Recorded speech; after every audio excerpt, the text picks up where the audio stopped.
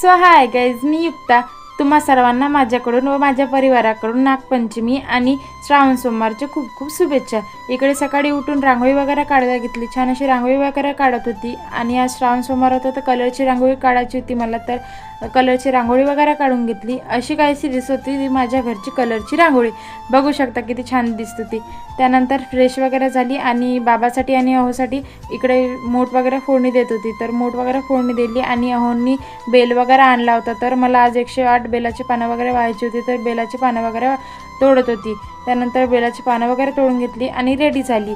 त्यानंतर इकडे मला मंदिरामध्ये जायचं होतं, तर ताट वगैरे सजून घेतला आणि मी निघाली मंदिराकडे जायला. मंदिरात पोहोचतात तर तिथे खूप काही गर्दी नव्हती आणि कोणीच नव्हतं. छान अशी पूजा पण झाली आणि मनात तर खूप प्रसन्न वाटत होतं. आणि हे आहे आमच्या घरचं छोटंसं नागोबाचं मंदिर. इकडे सगळेजण आले होते आणि आरती पण चालू होती. इकडे कढई पण केली होती त्या नागोबाच्या मंदिरामध्ये आणि छान असं आरती वगैरे झाली. आणि मला सायंकाळच्या वेळेला बनवायचं होतं आज चणे आणि पुऱ्या. तर इकडे चणे आणि वड्यासाठी डाळ वगैरे भिजत टाकत होती. चणे आणि डाळ वगैरे भिजत टाकली आणि हे आमच्या घरची छोटीशी पूजा. इकडे पण पूजा वगैरे करून घेतली. दुपारच्या वेळेला आईकडे करत होत्या करंजा आणि मी छान अशा करंजा वगैरे तळत होती.